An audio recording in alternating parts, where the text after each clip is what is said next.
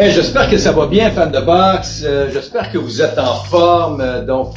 Ici Rick de Boxe Montréal Boxing Club et Boxing WBC, qui est le petit dernier avec des documentaires dedans et des interviews. J'espère que vous allez bien. On va parler de boxe. Effectivement, on va parler de boxe. On sait que Keith Thurman, il s'est battu hier contre Mario Barrios au Texas, à San Antonio, justement où est né Mario Barrios, un beau boxeur en fait, un boxeur qui se battait avant dans les super légers. Il a été champion du monde avec la ceinture WBA, donc très fort champion. C'est ça comme je mentionnais dans les super légers, puis il était à 140 livres, il vient de monter à 147 livres pour affronter Keith Thurman. Donc Keith Thurman, 147 livres dans les mi-moyens. Très beau champion, un ancien champion du monde en fait, Keith Thurman. Et il a l'intention en 2022 de redevenir champion du monde. Il a très bien fait ça, j'ai l'impression. Premier round, il était en mode étude, mais il s'est très bien comporté au deuxième jusqu'au 12e round. Il a dominé ce combat-là. On sait que Barrios a un très fort menton et il a reçu des coups au corps et des coups au visage aussi, mais très solide, avec une belle défensive quand même, un beau IQ ring. Ça a été une belle compétition, j'ai trouvé hier, et Thurman très fort, on sait, très fort compétiteur. Et là, ça a fini en fait avec les trois juges, avec une décision unanime des juges à 117-111, 118-110 pour le deuxième et 118-110 pour le troisième. Donc, une belle décision pour Thurman qui est présentement motivé à redevenir champion du monde. On sait qu'il s'est battu donc contre Pacquiao. Il s'est battu le 20 juillet, 2019, il s'est battu. Il a très bien fait. Et c'est un combat qui a fini à la limite de 12 rounds. Et on sait qu'il a eu un knockdown. Il s'est fait mettre au tapis. Donc, monsieur Thurman contre Pacquiao. Ça n'a pas été le cas hier, en fait, contre Barrios. C'était un fort combat que j'ai aimé. On sait que Barrios mesure 5 et 10, c'est un peu plus grand. Thurman 5 et 7. Et pour les fiches, on sait que monsieur Thurman a 30 victoires, une défaite seulement, 22 KO. Et puis il a 33 ans. On sait que Barrios a 26 ans en fait.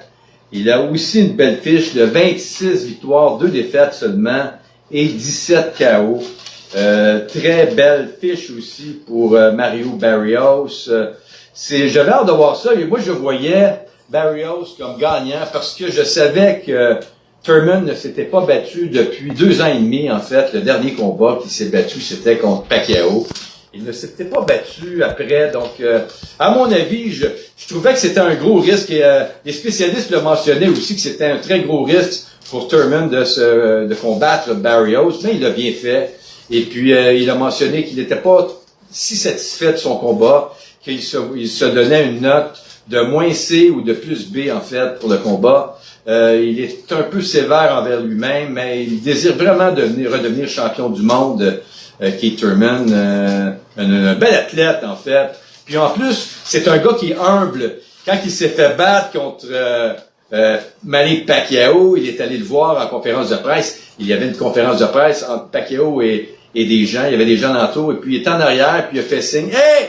Je suis là! » il était très content, Pacquiao, de revoir Thurman. C'était une belle humilité aussi de la part de Keith Thurman.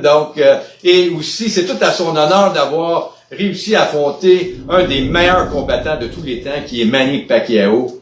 J'en parle et j'en ai des frissons. C'était vraiment un beau combat. Et j'aime Pacquiao, une belle personnalité. C'est quelqu'un qui a fait du bien à tout le monde.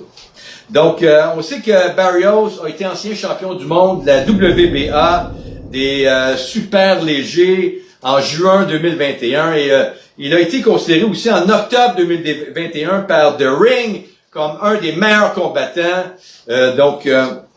C'était aussi tout à son honneur. Et voilà, c'est tout ce que j'ai à dire. Et aussi, n'oubliez pas d'aller voir mon nouveau site de boxe qui est Boxing WBC avec des interviews à l'intérieur, des documentaires. Et j'ai fait aussi des documentaires aussi, 2 en fait.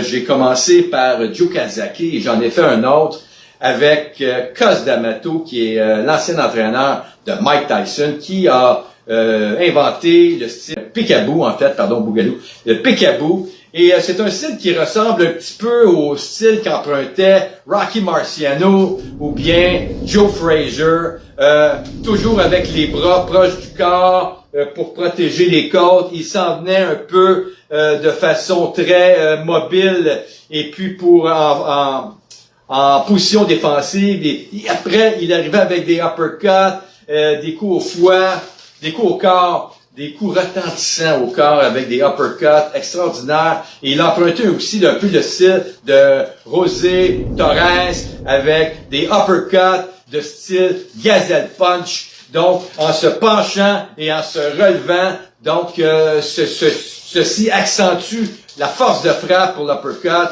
et la personne devient KO. Elle ne se relève plus. Donc, c'est un style qui a été inventé donc par Joe Torres, ancien champion du monde en boxe et ancien élève de Cus D'Amato aussi.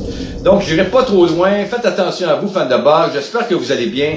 Donc, l'entrevue était juste en français. Je vais probablement en faire un autre en anglais. Donc, faites attention à vous. Et puis, j'espère que vous avez apprécié ce petit moment en direct qui était mon premier moment en direct. Alors, à plus tard. Au revoir.